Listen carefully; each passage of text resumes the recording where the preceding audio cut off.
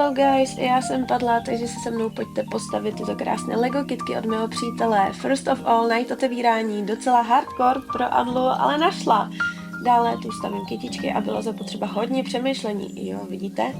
Zpěv, of course. Já složila první, ano, a dále pokračujeme do mé krásné básu. Jak vidíte, složila jsem další, opět přemýšlím. A další, takže já nevím, jak se to dělo, ale nějak jsem se do toho dostala. Takže jedeme dál. Růže, nemám ráda růže, ale vypadaly hezky, další modré kytičky a do vázy s nima mám na to uchvatnou vázu. Teďka tady ty oranžové kytky, na níž mě štvaly nejvíc jejich lístečky, ale dala jsem to. A nyní tu máme krásnou dáli, pokud víte, tak víte, ta se mi líbí ze všech nejvíc.